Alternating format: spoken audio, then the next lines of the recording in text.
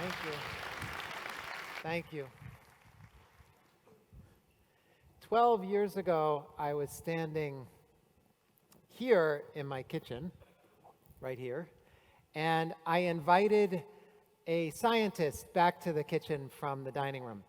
The scientist was a seed breeder. His name was Michael Mazurek, and I heard that he was a very talented squash breeder. So I said, come back, I want to talk to this talented squash breeder. And he came to the kitchen and I said, if you are such a talented squash breeder, why do we have to work with squash like this? Why do we have to take butternut squash and roast it with brown sugar and maple syrup to make it taste anything like squash? And he turned to me and he said, I've never bred a butternut squash. I've never created a new seed of butternut squash that tastes good because nobody has ever asked me to select squash for flavor. And it was at that moment, 12 years ago, where I feel like my life as a chef changed. There was a before and an after moment. Because I had never stopped to think, who do breeders talk to? The people who create our seeds, the people who create our food, who are they talking to? And of course, to get seed like this, they are mostly talking to big multinational food companies that care about the yield for the farmer, care about long distance travel, care about how long it can sit on a shelf, but they don't care about flavor. So all of a sudden, what if a chef, I thought, could be part of the process of seed breeding? And with this breeder, Michael Mazurek, we started a conversation. What would a butternut squash look like that was selected for incredible flavor? Without that conversation, I'm sure I would have been up here talking to you about how I used to prepare butternut squash. Roasted, nixtamalized, dehydrated, rehydrated, smoked, and then rehydrated again. I was doing the equivalent of adding butter, maple syrup, and brown sugar to make the squash taste good. But what if a recipe started with creating a whole new squash?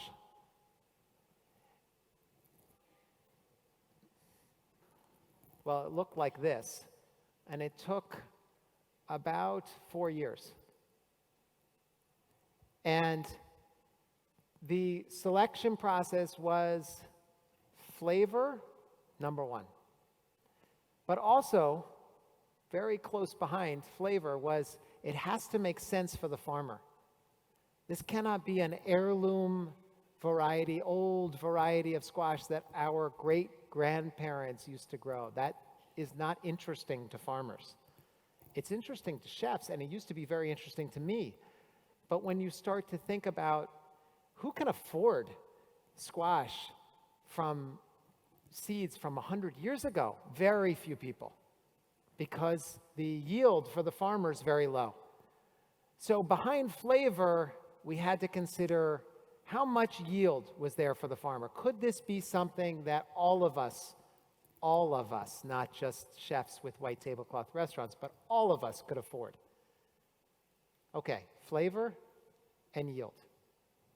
First thing in the selection process, the recipe to create a new butternut squash. Number one is you think outside the box. The box, as it turns out with squash breeding, I learned, is that when you're breeding butternut squash, you tend to breed with other squashes in this family. This family is the Cucurbita machida, the pink up top. And you don't mix families with squash. in part because it's a lot easier to breed within the same family. But what happens if you take a squash like a machada and you marry it to a maxima, a very different squash, almost a different species? What comes out of that, with a lot of hard work and selection, is after you do the marrying of male and female. In this case, this was the female, and this was the male. You create a hybrid, and you push very hard for lots of diversity. So in the field, it's crazy. It's like your family, crazy cousins, crazy uncles and aunts, and all over the place. And from there, you make a few decisions.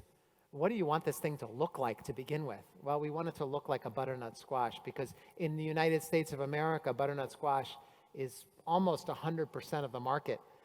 So if we want this to get out of the chef's kitchen and we want it into the marketplace, it's got to look a little bit like this.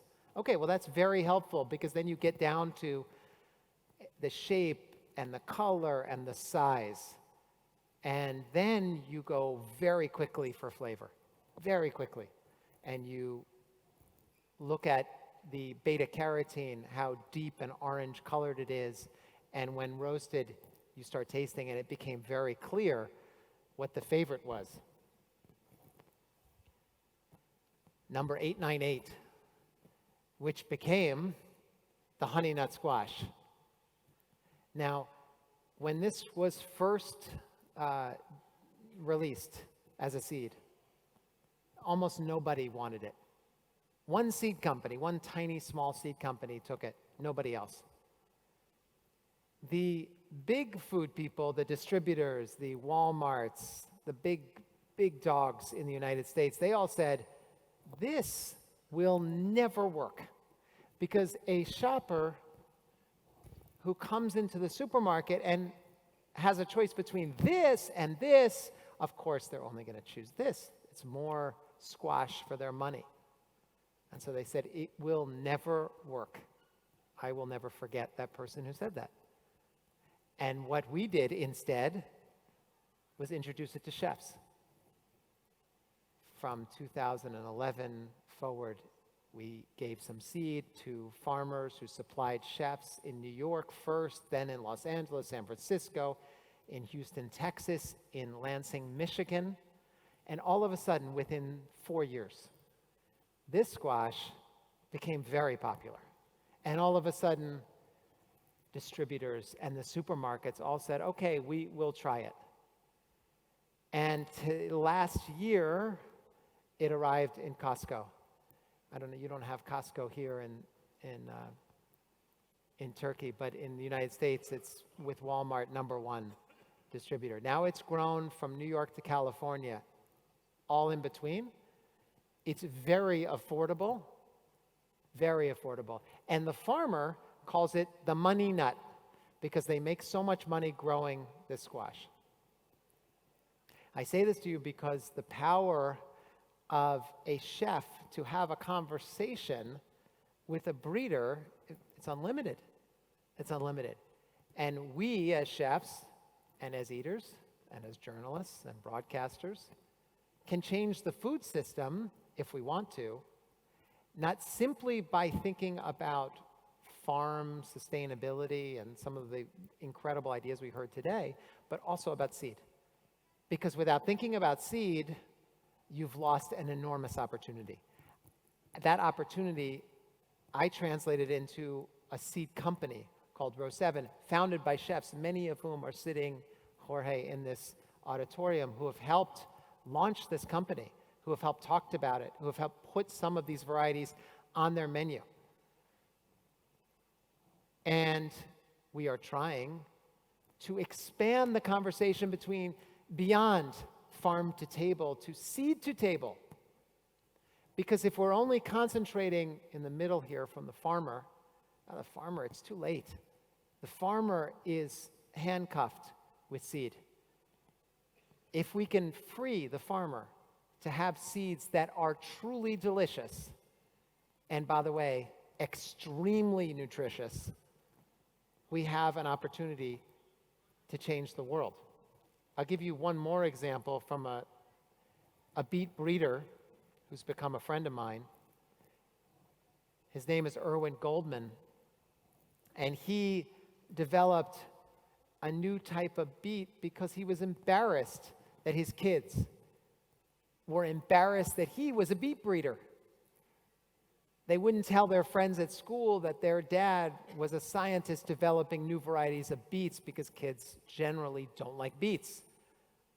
So he set out to create a beet that even kids would love.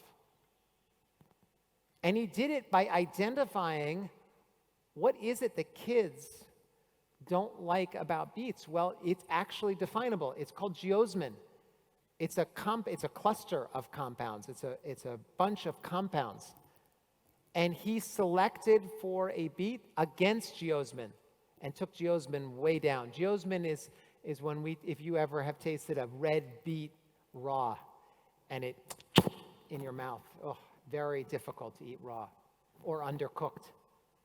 So he selected against it and created a beet that's more like a melon or a sweet potato. It's fabulous. We serve it at the restaurant raw. It's meant to be eaten raw. And you have a gateway drug into a new beet, into the world of beets. Super nutritious, super delicious for kids and beyond. We took this beet that Dr. Goldman told me about, and we experimented with it for a long time and broadcast out the first prototype in 2014. And then chefs across the country went crazy for a beet that you could use in your kitchen raw. Just a little salt and pepper. And today, the beet is grown from New York to the West Coast, California, to Los Angeles, San Francisco, and everywhere in between. And it's quickly becoming a new definition of a squash in the honey nut and a new definition of what it can be with beets. I bring all of this to Istanbul with the hope that we all can think about what is happening now in the world. A lot of craziness everywhere in our politics and our culture. But one that isn't being talked about enough that is truly crazy is that our food supply is owned by 4 companies. 4 companies control the future of food. Almost 65% of seeds are developed by these 4 companies. That would just be alarming in and of itself. But these 4 companies, they're not seed companies. They're chemical companies. They do not make their money on seeds. They make their money on the application after the seed is planted. The chemical, the fungicide, the herbicide, the pesticide. That's where they make their money. So of course they have purchased seed companies and they have become the largest seed companies in the world. And in the last 10 years, they control our food. That's crazy. Who in these companies is advocating for flavor? Nobody. In fact, they're advocating for the opposite. They don't want flavor. Flavor comes from a strong plant. I have learned that over 30 years of cooking. There is no difference between a strong plant and a deep flavored, rich vegetable or grain. Nothing. A weak plant is often not delicious at all. And a weak plant requires fungicides and pesticides and all those interventions to make it grow and grow well. That's crazy. And that's where they're making their money. So what we need to do, and I say chefs, but I also say anybody who eats, we need to advocate for the future of food. And one way to do it is through deliciousness. I was particularly struck here in Istanbul in just the last 24 hours walking around and seeing seeing bread everywhere on the streets, everywhere, and pastries. Everything I've seen until this moment, I'm talking to you, has been white flour. Everything white. And here we are in Turkey, in the place where wheat was first cultivated. And why are we seeing white flour? Because those same companies have developed varieties of wheat that take a lot of chemicals and that produce a wheat seed that is very easy to make into white flour. And what happens to the rest of the wheat seed? It's thrown away, it's fed to animals, it's wasted. And as we know, it's the most delicious part of the wheat. It's the most nutritious part of the wheat. And when 30% of the wheat seed is wasted, we start to realize what a sham these companies are shouldering on us. So wheat, here is something that can change the world. Vegetables too, but wheat in this place that I'm standing in, that we are all in, it can truly change the world. And so a new variety growing in a farm very close to my kitchen is meant to be eaten, baked for bread, as a whole grain. Dr. Steve Jones is a leading wheat breeder, and I worked with him on a variety of wheat that takes very old genetics, very old wheat genetics, but marries them with new genetics. So this is a variety of wheat, again, that was meant to be delicious, meant to be baked with bread on whole wheat, but also meant to be very profitable for a farmer. And we did it through marrying, again, a mama and a papa. And the mama was a very old variety of wheat that probably came from someplace not far from where we're sitting. And another parent wheat that, well, it was two other parents, so it was more like a menage a trois, but it was modern varieties of wheat that gave very good yield, very good disease resistance for the farmer.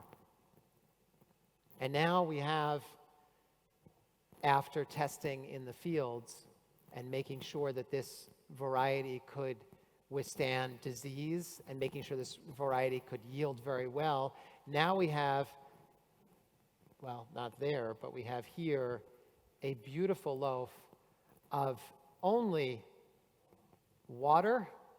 wheat, water, and salt. That's it. With 100%, no white flour at all. And bakers often complain that whole wheat collapses the dough. The bran acts as shards of glass that cut the gluten and collapse the bread. But what if we created wheats that were meant to be whole wheat? Well, you wouldn't create shards of bran. You would create a much softer bran, a much softer outside layer and healthy layer of the wheat. And incorporating it into flour, it would produce a bread of unbelievable deliciousness, nutrition, and yield for the farmer, where the farmer makes money. I'll say this about seeds that I have come to feel passionately about. Steve Jobs, when he introduced the iPhone to the world, he held up iPhone in his hand in a famous picture 20 years ago, and he said, here's a device that's going to solve a problem that nobody knew they had. The problem was, you have a device for the internet, your computer, you have a device for the phone, and you have a device for music. And now we're going to put it on one device. And it's going to be a breakthrough technology for the world, for the future of the world. And he was right. And my argument is, here is the same thing. In one variety, whether it be a squash or a beet or wheat or you name it, you can have very, very good yield for the farmer and feed a lot of people democratically. And you can do it deliciously with tons of nutrition. We do not have to have in the future the choice between the chefs who have white tablecloth restaurants and are able to afford ingredients like this. That's crazy. That's crazy. That's old heirloom varieties. No, we can use modern science and technology to develop varieties that are much better than what our great-grandparents were using, much better. And they can be more profitable for the farmer, and they can be more delicious.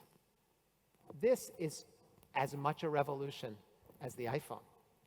We just have to become involved and understand and become activists for seed. Thank you, Istanbul.